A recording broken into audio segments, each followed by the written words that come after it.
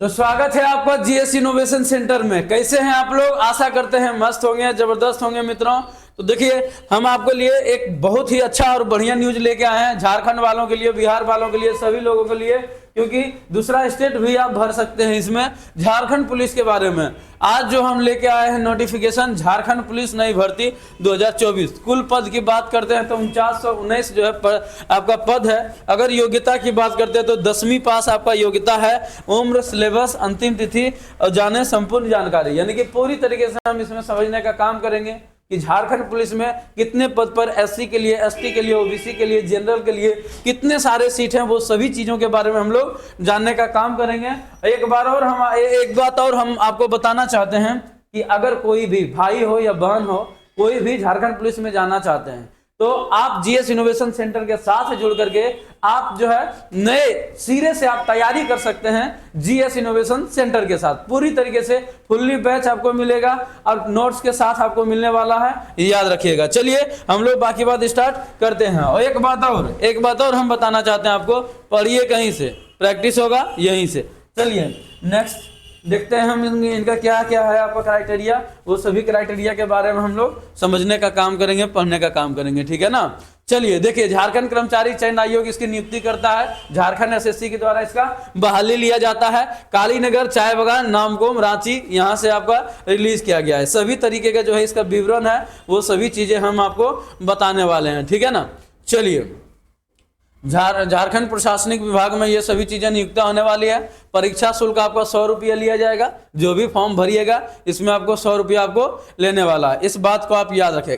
देखिए यहाँ पर एक चीज दिया हुआ है, झारखंड राज्य के स्थानीय निवासी एससी एसटी जाति के कोटि में इतर कोटि के अभ्यर्थियों द्वारा रियायती दर पर परीक्षा शुल्क भरे जाने की स्थिति में उनके आवेदन पत्र को रद्द करते हुए उनकी अभ्यर्थी समाप्त कर दी जा सकती है। बिना परीक्षा शुल्क भुगतान किए आवेदन पत्र स्वीकार नहीं होंगे। तब समझ रहे ना, झारखंड अभ्यर्थियों के लिए बताना चाहते हैं, जो आप एससी एसटी से बिलोंग करते हैं वो लोग, सभी लोग आप लोग फी पेमेंट करिएगा, जरूर करिएगा। 100 रुपया का आपका शुल्क रखा गया है, सभी को लेगा।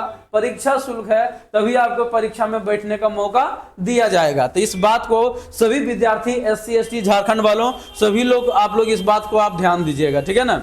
चलिए, जिला रांची, कुल रिक्ति 76। देखिए सब आपका दिया हुआ है कि कौन सा जगह पर कितना कितना आपका वैकेंसी है, सभी चीजें आपको दिया गया है। देखिए यहाँ पर आपका कितना कितना, खूंटी जिला में 86 वैकेंसी है, जिला रांची में आपका 76 वैकेंसी है। पूरी तरीके से जितना भी आपको पता है 24 आपका डिस्ट्रिक्ट है आपका झारखंड में, सभी डिस्ट्रिक्ट में अलग अलग वैकेंसियां जोड़ करके। देखिए सिमडेगा में 103 है, गुमला में 12 है, हजारीबाग में 212 है, कोडरमा में 42 है, 50 आपको चतरा में है, गिरिडीह में 452 है, रामगढ़ में 200 है, बोकारो में 136 है, धनबाद में 337 है, पलामू में 44 है, लातेहार में 112 है, जिला, अब उसके बाद दुमका में 164 है, जामताड़ा देख लीजिए जहां पर आपका साइबर क्राइम के लिए यहाँ पर जो है जड़ माना जाता है, 52 है, देवघर में 343 है, गोड्डा में 46 है, साहेबगंज 131 है, पश्चिमी सिंहभूम में 322 है,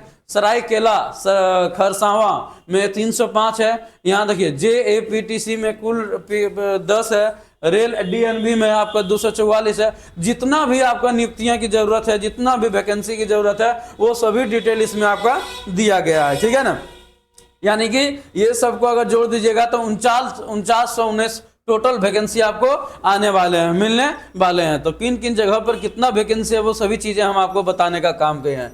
अगर हम बात करते हैं इनका ग्रेड पे की बात करते हैं तो देखिए यहाँ पर दिया गया है पे मैट्रिक्स लेवल। यहाँ पर देखिए आपका 21,700 लेकर 69,100 ग्रुप सी का वैकेंसी है। इस बात को याद रखिएगा, आपको पैसा अच्छा खासा मिलने वाला है इसमें, ठीक है ना। और उसके बाद देखिए गृह कारा एवं आपदा प्रबंधन विभाग के अंतर्गत जिला इकाई के आरक्षी संवर्ग के अंतर्गत आरक्षी समूह गौ देखिए अराजपत्रिता, यानी कि ग्रुप सी लेवल का ये वैकेंसी है। इस बात को आप याद रखेगा। न्यूनतम शैक्षणिक योग्यता की बात करते हैं तो 10वीं कक्षा उत्तीर्ण होना चाहिए। जो भी विद्यार्थी 10वीं कक्षा के छात्र हैं, जिनका एज 18 वर्ष हो जाएगा, वो आप इस सभी वैकेंसी को भरने के योग्य माने जाएंगे। इस बात को आप याद रखेगा।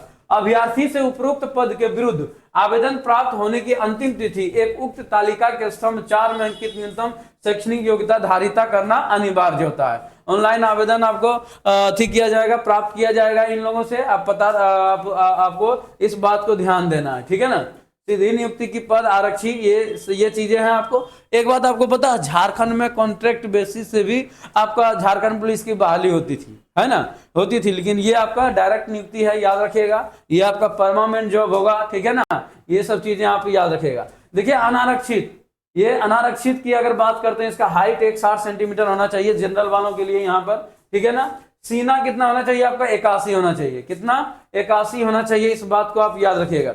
अनुसूचित जनजाति, अनुसूचित जाति SC ST के लिए 155 आपका हाइट होना चाहिए और न्यूनतम 79 आपका सीना होना चाहिए।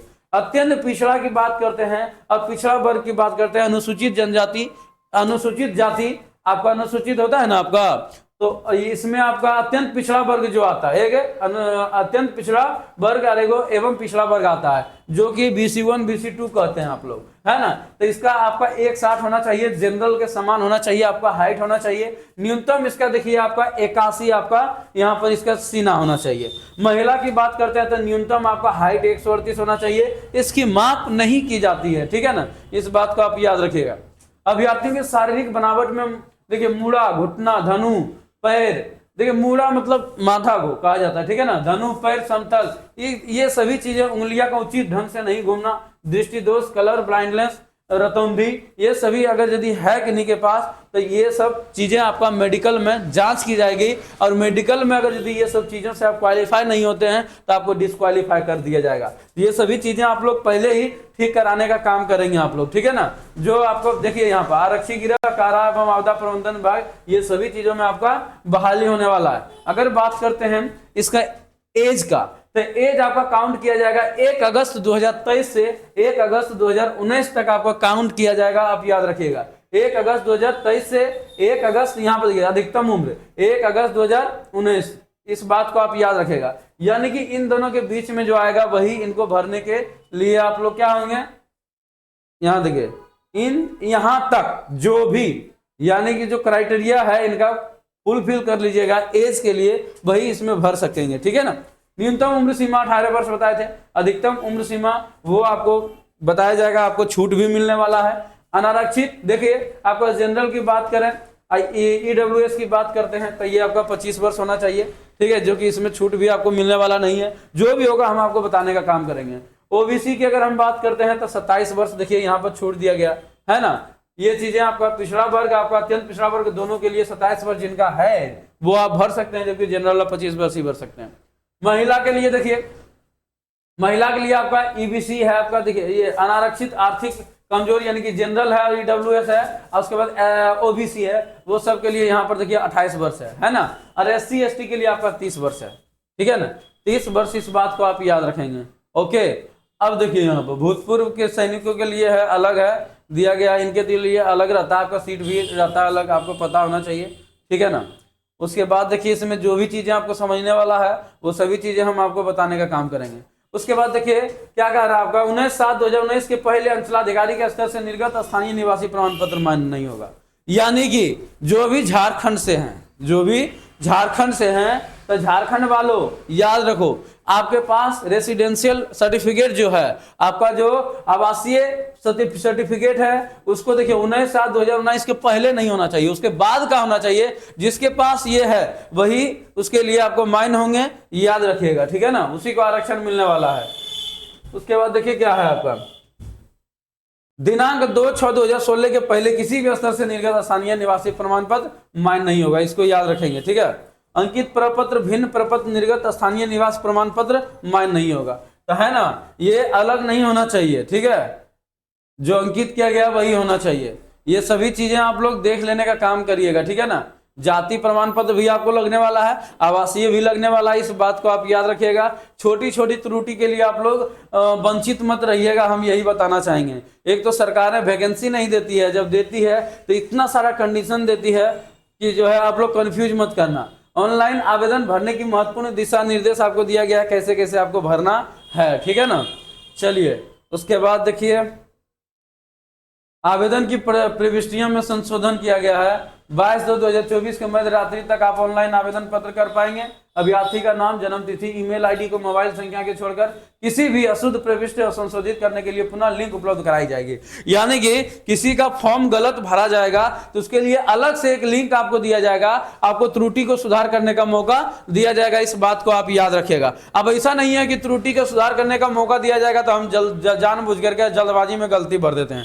ऐसा नहीं करना है, आप लोग सावधानी पूर्वक बिल्कुल आपको करना है। इस बात को आप याद रखेंगे, ठीक है ना। चलिए, ऑनलाइन आवेदन पत्र के विभिन्न चरणों का पूर्ण करने की तिथियां देखिए अलग अलग। पहला होगा आपका रजिस्ट्रेशन होगा, दूसरा परीक्षा शुल्क भुगतान कर पाएंगे, और तीसरा हम आप फोटो और हस्ताक्षर अपलोड कर पाएंगे। ये 3 आपका स्टेप होगा और तीनों स्टेप आपका दिया जाएगा, ठीक है ना। और स्टेप तीनों 3 दिन होगा। यहाँ देखिए, अगर 14 तारीख को देखिए यहाँ पर क्या आपका दिया गया, आपका रजिस्ट्रेशन करने तथा सूचना दर्ज करने हेतु दिनांक 15 जनवरी 2024 से दिनांक 14 फरवरी 2024 तक आप रजिस्ट्रेशन कर सकते हैं। आप परीक्षा शुल्क जमा कर सकते हैं 16 फरवरी रात्रि तक। आप फोटो हस्ताक्षर अपलोड करने की 18/2/2024 तक, है ना। तो ये चीजें आपको अलग अलग रूप में करना है, 3 रूप में। परीक्षा शुल्क भुगतान करने की प्रक्रिया, अब आपको पता है डिजिटल जमाना आ गया, डिजिटली रूप से आप लोग करने का काम करेंगे, है ना। चलिए, परीक्षा का स्वरूप और पाठ्यक्रम की अगर हम बात करते हैं तो देखिए क्या क्या लिया जाएगा। जो आपका सिलेक्शन प्रोसेस होगा, क्या क्या होगा, ये आपका शारीरिक दक्षता परीक्षा, फिजिकल एफिशिएंसी टेस्ट जिसे कहा जाता है, पीटी कहा जाता है, तो पीटी होगा। उसके बाद देखिए, उसके बाद आपका मेडिकल होगा, उसके बाद लिखित परीक्षा, यानी कि पहले फिजिकल, दूसरा मेडिकल, और लास्ट में क्या होगा आपका रिटन एग्जाम होगा। यानी कि 3 प्रोसेस है। 3 प्रोसेस में पहले फिजिकल, दूसरा मेडिकल और तीसरा आपका रिटन एग्जाम होगा। इस बात को याद रखेंगे, ठीक है। शारीरिक दक्षता परीक्षा होगा, ये देखिए झारखंड पुलिस के द्वारा जो है नियुक्ति नियमावली के अनुसार करने का काम करेंगे, ठीक है ना। चिकित्सीय जांच होगा, मेगा सूची में उपलब्ध अभ्यर्थियों को मेगा क्रम अनुसार आरक्षण कोटिवार रिक्तियों की संख्या के 3 गुना अभ्यर्थी का चयन चिकित्सा जांच के लिए किया जाएगा। मतलब समझ रहे हैं ना। यानी कि जो मेडिकल जांच के लिए जिसको बुलाया जाएगा वो 3 गुना अभ्यर्थी यहां तक आपको पहुंचने का काम करेगा, ठीक है ना। शारीरिक दक्षता परीक्षा में देखिए समय समय पर संशोधित होगा। इसके अनुसार अधिसूचित चयन परिषद द्वारा अभ्यर्थियों को शारीरिक दक्षता परीक्षा ली जाएगी जिसमें सफल होना अनिवार्य होगा। शारीरिक दक्षता परीक्षा हर क्वालिफाइंग परीक्षा है जिसमें कोई अंक दे नहीं होगा। इसमें किसी भी प्रकार का आपको नहीं मिलेगा, नंबर नहीं मिलेगा, लेकिन जो इसमें फेल कर जाइएगा उनको आपको यहां से डिस्क्वालीफाई कर दिया जाएगा। उसके बाद गौ में देखिए लिखित परीक्षा होगा, 3 गुना यहाँ स्टूडेंट बैठने का काम करेगा। OMR बेस्ड परीक्षा होगा, ऑनलाइन एग्जाम नहीं होगा, नॉर्मलाइज किया जाएगा। इस बात को याद रखिएगा क्योंकि अलग अलग शिफ्ट में परीक्षा होने के कारण इसका नॉर्मलाइज करने का आपका संभावनाएं बढ़ जाती है। किसी का आपका हल्का आ जाता है, किसी का मॉडरेट आ जाता है, किसी का हार्ड आ जाता है। इसीलिए यहाँ पर नॉर्मलाइजेशन का प्रोसेस भी दिया गया है। इस बात को आप याद रखेंगे। यही नॉर्मलाइजेशन की प्रोसेस दिया जाएगा, इसी के आधार पर आपको याद रखेंगे मेरिट बेसिस आपका नियुक्ति की जाएगी, ठीक है ना। लिखित परीक्षा देखिए, लिखित परीक्षा में निम्नलिखित 2 पत्र में होंगे। प्रत्येक पत्र की परीक्षा की अवधि 2 घंटे होंगे। 2 पत्र में होगा, याद रखिएगा। प्रत्येक क्वेश्चन आपका 3 अंक का मिलने का काम करेगा, ठीक है। चलिए, ये है आपका 1 में से 30%। देखिए 1 में से 30% न्यूनतम अंक प्राप्त करना अनिवार्य होगा। यानी कि 1 में आपका क्वालिफाइंग मार्क है, आपका 30% आपको मार्क्स लाना है, वो आपका क्या हो जाएगा, याद रखिएगा, तो पास माने जाएंगे। दूसरा हम देखिए, इस पत्र के 2 भाग होंगे। भाग 1 हिंदी भाषा का होगा और दूसरा आपका होगा 50 संख्या का, और प्रश्न अनुच्छेद आधारित हिंदी व्याकरण मुहावरे लोकोक्तियां पूछा जाएगा इसमें, ठीक है। शारीरिक दक्षता परीक्षण होगा जिसमें कि आपको बताया गया है फिजिकल में क्या क्या होगा। पुरुषों के लिए 10 किलोमीटर 60 मिनट, 1 घंटा का समय है। 10 किलोमीटर आपको क्या करना है, दौड़ना है। इस बात को आप याद रखिएगा, है ना, हो जाएगा ना, कोई हार तो नहीं है। 10 किलोमीटर, इस बात को आप याद रखिएगा। महिलाओं के लिए 5 किलोमीटर है, 30 मिनट है। 30 मिनट में 5 किलोमीटर दौड़ना है, ठीक है। चिकित्सकीय जांच की अगर हम बात करते हैं, देखिए मेडिकल के लिए तो ये चीजें हैं जो भी है आपका वहां पर होगा, ठीक है। चलिए, उसके बाद देखिए यहाँ पर और कुछ है। मुख्य परीक्षा के आधार पर मेगा सूची का जो परीक्षा होगा उसी के आधार पर मेरिट लिस्ट आपको तैयार किया जाएगा। इस बात को आप याद रखेंगे। देखिए यहाँ पर आपको दिया गया है मुख्य परीक्षा के प्रश्न पत्र 1 पर अभ्यर्थी 30% अंक लाना आवश्यक होगा, ठीक है। इस बात को आप याद रखेंगे। देखिए यहाँ 30% 0 अंक, 31% 40% 41, ये दूसरा कुछ है, ठीक है। चलिए, देखिए distinction university given additional mark to be. अच्छा ये देख लीजिए, जिनके पास ज्यादा क्वालिफिकेशंस दिखाएंगे होगा, तब देखिए डिस्टिंक्शन आपको नंबर दिया जाएगा, एडिशनल मार्क होगा, जुड़ने का काम करेगा। First class 8 number, second class 6 number, pass class 4 number. यहाँ पर देखिए आपको दिया गया है। देखिए यहाँ पर निर्धारित अंक प्राप्त करने वाले अभ्यर्थी में से यदि कोई अभ्यर्थी केंद्र सरकार एवं झारखंड सरकार द्वारा मान्यता प्राप्त रक्षा शक्ति विश्वविद्यालय से स्नातक अथवा डिप्लोमा की उपाधि प्राप्त उत्तीर्ण कर चुके हैं, तो उन्हें आरक्षी के पद पर नियुक्ति में निम्न प्रकार की 4 से 10 अंक तक अधिमान्यता वेटेज दी जाएगी। यानी कि सोच लीजिए, अगर आप सेंट्रल यूनिवर्सिटी के द्वारा कोई पास किए होंगे या झारखंड सरकार के मान्यता प्राप्त रक्षा शक्ति विश्वविद्यालय, याद रखिएगा रक्षा शक्ति विश्वविद्यालय में जो आप इस समय पास किए होंगे, यहाँ से पढ़े होंगे, उसको आपका यहाँ पर वेटेज के अनुसार आपको मार्क्स छूट दिए जाएंगे। 10 नंबर तक, देखिए 10 नंबर तक है, 8 नंबर 6 4 नंबर तक है, यहां तक आपको मार्क्स बढ़ने का काम करेगा। ठीक है, पास करने के लिए आपको अनारक्षित के 40% लाना है, SC ST का आपको देखिए 32 है, उसके बाद OBC के लिए 34% है, BC2 के लिए 36.5% है, आदिम जनजाति के लिए 30% है, EWS के लिए 40% है। जो इतना परसेंट लाइएगा वो आपको क्वालिफाइंग मार्क है, ये क्वालिफाई माना जाइएगा। लेकिन याद रखिएगा आपका सिलेक्शन मेगा बेसिस होने वाला है, अर्थात मेरिट लिस्ट के बेसिस होने वाला है, इस बात को आप याद रखेंगे। ठीक है, चलिए, आयोग के द्वारा परीक्षाओं का संचालन के अवसर पर झारखंड परीक्षा संचालन अधिनियम 2001 से प्रावधान प्राप्त होगी। ठीक है, ये सब चीजें कुछ नहीं है। ठीक है, आगे देखिए, एडमिट कार्ड के बारे में चलिए, ये चीजें था जो कि हम आपको बताने का काम किए हैं। ठीक है ना, जो भी महत्वपूर्ण चीजें था वो सभी चीजें हम आपको बताने का काम किए हैं, और जल्दी से जल्दी ये जुड़ जाइए। ठीक है ना, 2024 है, इलेक्शन का दिन है। ठीक है ना, इस बार सिलेक्शन नहीं हुआ तो कभी सिलेक्शन नहीं, पंचवर्षीय योजना में चला जाइएगा।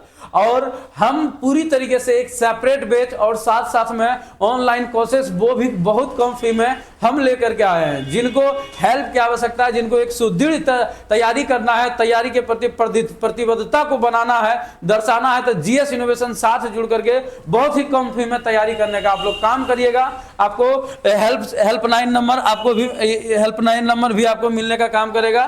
ठीक है ना, आशा करते हैं ये सभी चीजें आपको समझ में आया होगा। मिलते हैं नेक्स्ट क्लास, थैंक यू।